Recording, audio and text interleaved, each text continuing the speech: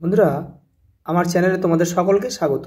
আজ আমরা class 8-এর রায়ার্ড Martin প্রশ্নবিচিত্রা থেকে ইতিহাসের প্রথম পর্যায়ক্রমিক মূল্যায়নের 6 নম্বর স্কুল সলভ করব। প্রথম প্রশ্ন, আহমদ শাহ আবদালি ছিলেন একজন আফগান, অপশান বি। পরের প্রশ্ন, চতুর্থ ইঙ্গো মহীশূর যুদ্ধ হয়েছিল 1799 খ্রিস্টাব্দে। পরের প্রশ্ন, পলাশির যুদ্ধ হয়েছিল 1757 খ্রিস্টাব্দে। পন্ডিচেরির ফরাসি গভর্নর জেনারেল ছিলেন, অপশান বি, দুপ্লে। পরের প্রশ্ন, 1793 খ্রিস্টাব্দে চালু হয়েছিল চিরস্থায়ী বন্দোবস্ত, অপশান এ।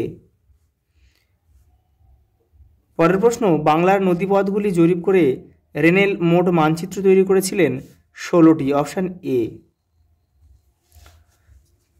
পরের প্রশ্ন, 2 দাগের বেমানান শব্দটি খুঁজে বের করো। বাংলা, বিহার, উড়িষ্যা, সিন্ধু প্রদেশ। এটা সিন্ধু প্রদেশ বাদ যাবে। সত্য মিথ্যা? 1764 খ্রিস্টাব্দে বক্সারের যুদ্ধ হয়েছিল, এটা সত্য। শূন্যস্থান পূরণ করো। মুর্শিদাবাদে রাজনীতি ও অর্থনীতিতে বণিকদের বেশ প্রভাব ছিল, এদের বণিক রাজা বলা হতো। পরের প্রশ্ন, শূন্যস্থান পূরণ করো। কলকাতার হিন্দু কলেজ প্রতিষ্ঠিত হয়েছিল 1817 খ্রিস্টাব্দে। পরের প্রশ্ন, মান 2, 3 দাগে ব্রিটিশ প্রেসিডেন্সি ব্যবস্থা কাকে বলে? তোমাদের টেক্সটের 35 নম্বর পেজে উত্তরটি রয়েছে। এই যে এখান থেকে এই পর্যন্ত লিখতে হবে। পরের প্রশ্ন, পলাশির লুণ্ঠন কাকে বলে? তোমাদের টেক্সটের 23 নম্বর পেজে উত্তরটি রয়েছে। এই যে এখান থেকে এই পর্যন্ত লিখতে হবে। পরের প্রশ্ন, 76-এর মন্বন্তর কাকে বলে? তোমাদের টেক্সটের 26 নম্বর পেজে উত্তরটি রয়েছে।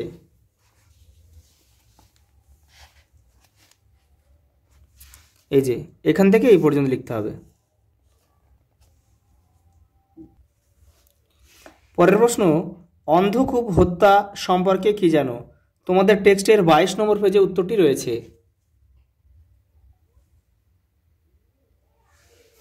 এই যে কোম্পানির কর্তা ব্যক্তি হলওয়েল প্রচার করেছিলেন, এখান থেকে এই পর্যন্ত লিখতে হবে।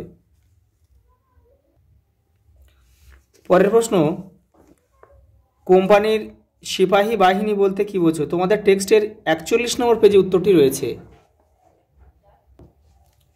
এই যে গোড়া থেকে স্থায়ী সেনাবাহিনী তৈরির উদ্যোগ নিয়েছিল কোম্পানি, এখান থেকে এই পর্যন্ত লিখতে হবে। নিজেদের ভারতীয় সেনা বা সিপাহী বাহিনী তৈরি করেছিল। পরের প্রশ্ন, টিকা লেখো মেকলের প্রতিবেদন। তোমাদের টেক্সটের 46 নম্বর পেজে উত্তরটি রয়েছে। এই যে মেকলের প্রতিবেদন, এটা লিখতে হবে, পুরোটাই লিখতে হবে যেহেতু মান 3-এর।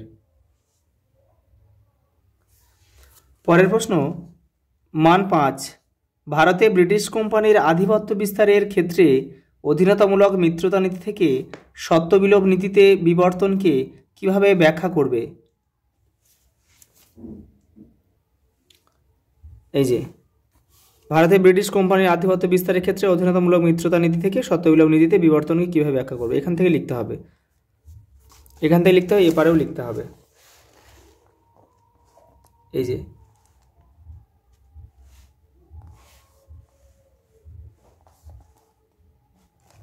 এই পর্যন্ত লিখতে হবে।